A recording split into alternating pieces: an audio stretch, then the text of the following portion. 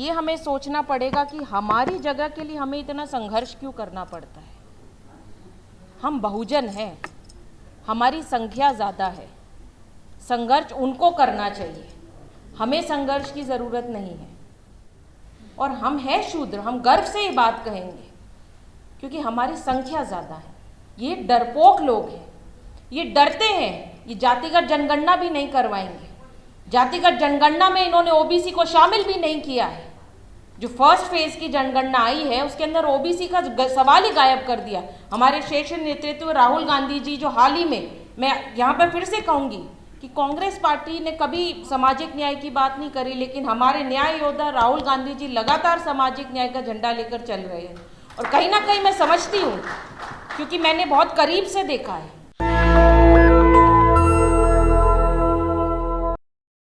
साथियों, मैं यहाँ पर आई हूँ तो मुझे मेरे खून ने बुलाया है। मेरी रगों में जो खून दौड़ता है वो ऐसा खून दौड़ता है जो आज याद भी आप लोग कर रहे हैं। और लगातार जब ये चीज़ें चलती हैं तो मैं भी अपने पिताजी को बहुत याद करती हूँ। वो आज होते तो निश्चित तौर पर, चाहे बीमार अवस्था में भी होते, लेकिन आपके लिए आवाज़ ज़रूर उठाते। लेकिन आज वो नहीं है तो उनकी कमी तो खल रही है। लेकिन हम सब लोग, खाली मैं ही नहीं, हम सब उनके वंश हैं और हम सब ये प्रयास करते हैं कि उनके विचारों को हम आगे लेकर चले और ये लड़ाई हम अच्छे से लड़े। क्योंकि उनका स्टूडेंट्स से खासकर जो छात्र रहे हैं उनसे खास लगाव रहा है, क्योंकि वो खुद छात्र राजनीति से संघर्ष कर कर यहाँ तक पहुँचे थे। मेरे हिसाब से संसद में उनको 50 साल से ज़्यादा ही हो गए थे और बतौर सांसद ही वो रहे। उन्होंने कभी इधर उधर दाएं बाएं देखने का काम नहीं किया। तो ऐसी परिस्थितियों में आज जब यहाँ पर यूजीसी का कानून लागू होता है, उसके अंदर ओबीसी को जगह मिलती है, एससी एसटी को जगह मिलती है, बहुत अच्छी बात है। लेकिन साथियों, ये हमें सोचना पड़ेगा कि हमारी जगह के लिए हमें इतना संघर्ष क्यों करना पड़ता है। हम बहुजन हैं, हमारी संख्या ज़्यादा है, संघर्ष उनको करना चाहिए, हमें संघर्ष की ज़रूरत नहीं है। अब आवाज़ पहुंच रही होगी, माइक चालू हो गया। यहाँ पर मेरे से पहले भी वक्ताओं ने बहुत सारी बात रखने का काम किया, मैं उनकी बात बहुत ध्यान से सुन रही थी।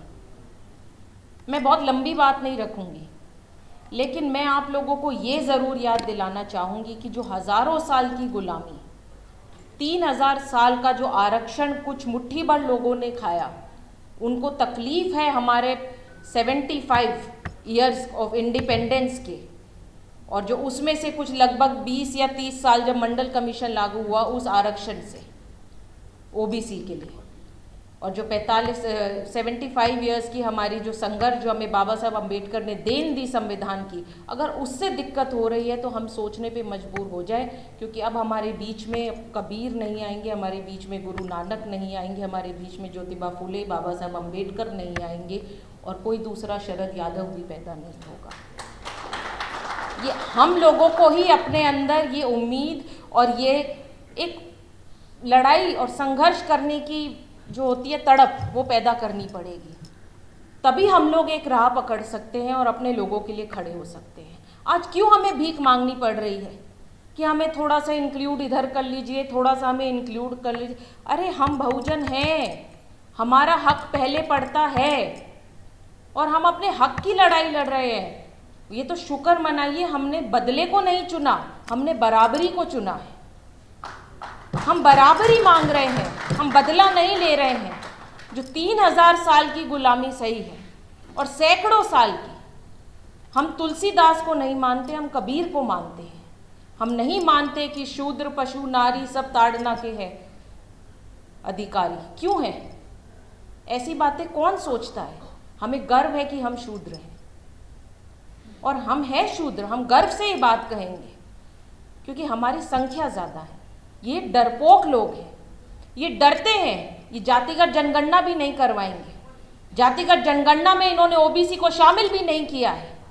जो फर्स्ट फेज की जनगणना आई है उसके अंदर ओबीसी का सवाल ही गायब कर दिया। हमारे शीर्ष नेतृत्व राहुल गांधी जी, जो हाल ही में, मैं यहाँ पर फिर से कहूँगी कि कांग्रेस पार्टी ने कभी सामाजिक न्याय की बात नहीं करी, लेकिन हमारे न्याय योद्धा राहुल गांधी जी लगातार सामाजिक न्याय का झंडा लेकर चल रहे हैं।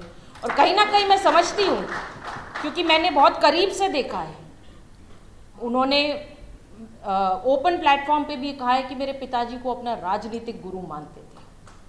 उन्होंने बहुत समय बिताया है उनके साथ, बहुत कुछ जानने की कोशिश की, बहुत ही उनके अंदर एक सीखने की लालसा है।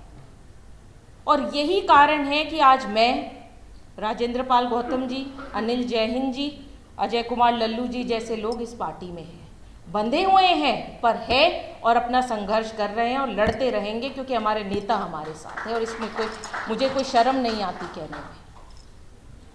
राहुल गांधी जी ने जातिगत जनगणना की बात उठाई, उससे पहले मैं थोड़ा जाऊंगी। मैंने बहुत करीब से 3 चीज़ें देखी हैं, अपने घर में देखी हैं।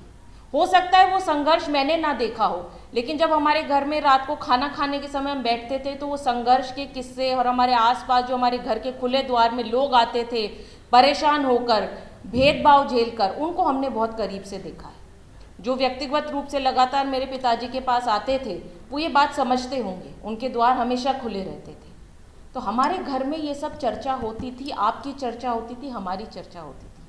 मेरे पिताजी के पाँव इतने थे, वो लाठियाँ खा कर संसद तक पहुँचे थे। यहाँ वीपी हाउस से पैदल जाते थे पार्लियामेंट हाउस, जब पहली बार सांसद बने थे। तो वो संघर्ष उन्होंने देखा है।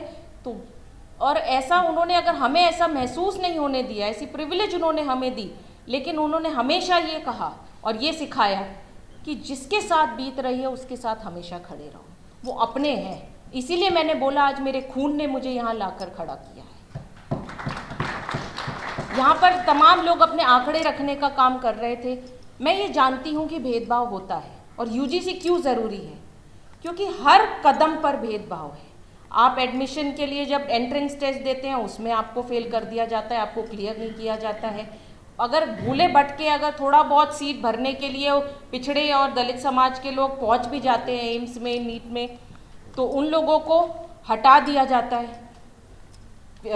मुंगेकर कमेटी की रिपोर्ट तो आपने देखी होगी कि एम्स में किस तरीके से फिजियोलॉजी के पेपर में टैगिंग कर विशेष समुदाय के लोगों को फेल किया गया था।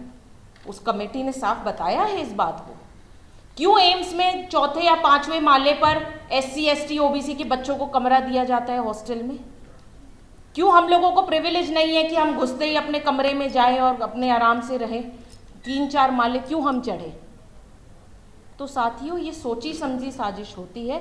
इसके लिए बहुत ज़रूरी है, हमारे नेता भी हमको कहते हैं और मैं देखती हुई अभी आई हूँ, मेरे पिताजी के लगातार संघर्ष रहा है।